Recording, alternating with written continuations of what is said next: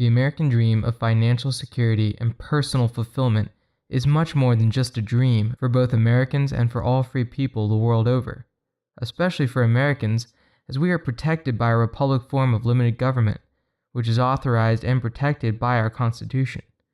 By taking a firm grasp on our total wealth creating element, labor, creative initiative, and spiritual inspiration, as parts of a larger whole, we will re-examine our breakthroughs of the last 2 centuries and see how these elements dictate both the opportunities and define the method by which Americans will successfully exercise their inalienable rights in their pursuit of happiness. In an effort to get a new perspective, let's examine these 3 concepts: labor value, creative initiative, and spiritual inspiration, as a compound instead of limiting our perspective of them as always being separate. The idea of bringing these 3 elements together in one compound should not be too difficult, because each of these elements is an integral part of everyone. As human beings, we are the organic and spiritual embodiment of these 3 elements. Each and every person in the world can and does express these 3 elements, albeit in varying degrees and intensities. Separately, these 3 elements are labor as a value, as a capital instrument and as a commodity of exchange or sale, creative initiative as an adjunct to labor, and the unalienable right to use my creativity in leisure activity to protect my ownership and the control of both my labor value and my creative initiative. Spiritual inspiration, on which to draw for the power and inspiration of my creative initiative. Together, these 3 elements create the personal capital compound. The personal capital compound expresses the compounded value of the 3 basic elements for creating all wealth.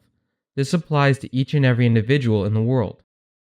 There is also the additional value of the synergism that our 3 elements produce as a byproduct of their joint activity. This synergism of our capital compound gives us more than just the sum of its parts, but creates exponential value for the goal being accomplished. Moreover, there may be a task that can only be accomplished when tackled by more than one individual. This joining of forces allows for extra synergism, and we get what we call a joint capital compound, which is when 2 or more individuals work together. Here, there is a compounding of 2 or more personal capital compounds into one focused effort. For example, a sole proprietorship, corporation, organization, or institution. When people are no longer viewed as a single element, but as a compound, a living organism, we unlock the secret of creating wealth.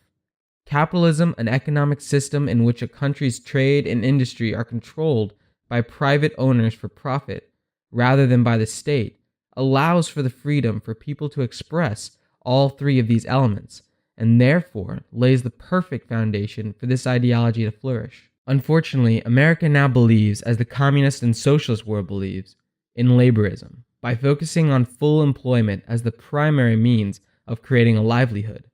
Everything is done to emphasize wages and benefits as the primary method of distributing the wealth of a given company or entity. However, the source of wealth is not an hourly wage. It is our personal capital compound. This is a strange thought to most Americans today, but it was common sense for the first 200 years of the colonists.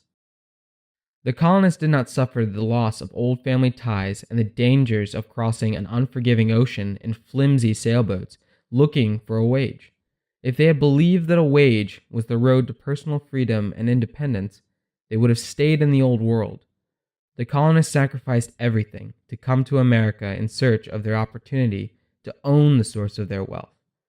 This was the underlying motivation for why they established capitalism in America. Unfortunately, in 1860, during a recession, a British economist named John Keynes recommended the government infuse cash into the private and public sector to stimulate jobs. This brought into the United States the communist labor theory of value. While Marx wrote over 400 pages explaining the labor theory of value, a good understanding of the theory fortunately does not require that much explanation. Simply put, Marx wrote that the value of a given article was made up of 2 basic elements: the raw material used to make the article, and the labor expended to fashion the raw material into the article. The communist formula for economics and wealth creation rejects God by only acknowledging one out of the 3 elements that make up every human being. In fact, It even proposes that stealing wealth from others through copious taxes and giving it to those of the government's choice is correct and moral. The result is, those who work hard must pay to those who are not for the sake of spreading wealth. Every American needs to understand the basics of democracy and capitalism with free trade, especially as expressed by our founding fathers and protected within our Constitution and the Bill of Rights. It is equally as important that they understand the dangers of Marxism and the Marxist concept of communism, which is affecting our lives even now. Because of its process of centralizing power to a privileged class, it could conceivably control our lives totally at some future point, unless we choose otherwise. Ask yourself the question, if we have actually embraced this formula, and if this formula is the accepted wisdom of all political parties, liberals and conservatives alike, how can either party present any realistic answers to the failed economics of our country? You can't solve a problem if you won't point out the problem source. Before the time of Marx and Engels, certain creative minds and imaginative leaders, such as our own colonial architects of the Declaration of Independence, Bill of Rights, and our Constitution, were recognizing that man is more than just an instrument of labor. They were beginning to perceive the power of something intangible about mankind, things like his creative initiative and spiritual inspiration. The evidences of new power sources and mechanical advantages, such as the advanced technologies of the water wheel, the metal plow, and many other basic tools that so dramatically changed their world, inspired the declaration that all men are created equal, and sounded the death knell to the class society.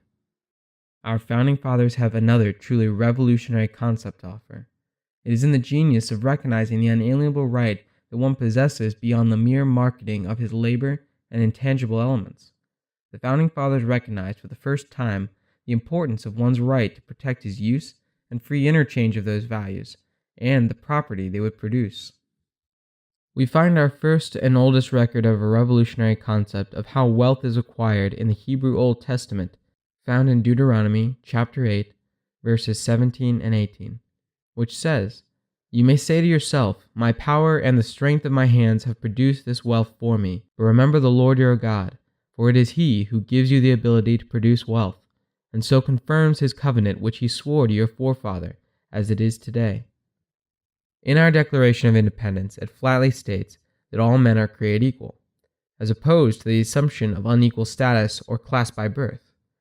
Our founding fathers were wise.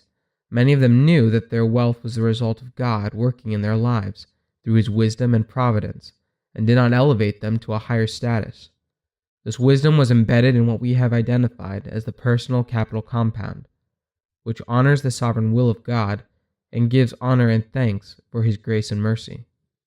We've looked at the first self-evident truth. Now let's look at the second self-evident truth, namely that they are endowed by their Creator with certain unalienable rights, that among these are life, liberty, and the pursuit of happiness. An endowed right to life, liberty, and the pursuit of happiness given by one's Creator gives the individual an independent right to own and sell or trade his labor value as a commodity in the production process. But more than labor is implied here. The pursuit of happiness is going to require that one be diligent in the use of not only his muscles, which produce pure labor value, but also in the use of creative initiative and spiritual inspiration, which directs the muscles to perform the same tasks more efficiently through change and invention. Implied too is involvement in leisure activities of society and the perfection of public and private institutions to help preserve and improve one's opportunity to create new wealth. The capital compound theory of value is not just a theory, it is an expression of productive dynamism which works all the time, whether the participants are aware of it or not. When it is realized, it is a gift from God. When it is ignored, much like with the laws of physics, it will cause a downfall. So where do we go from here? Our personal and joint capital compound works and produces wealth, and it will produce wealth for whoever controls it. If our future is to be a communist country, then the state will own and control it. However, if we repent of our inactivity and lack of involvement in the political process, re-educate ourselves on the details of our true value, as capital instruments for creating new wealth via our personal and joint capital compound, then we can assure much success within our lifetimes and for all of our children for many future generations. Workers must learn who they are and understand the value of their capital compound. Industry leaders, labor leaders, and politicians are waiting for the American worker to step forward and be counted. It's not the trickle down that counts, it's the rising flood that will make the difference. We have precious little time left to us to turn our wonderful America around and to set her on the historic path of honoring God and our fellow man in all of the principles of our founding fathers.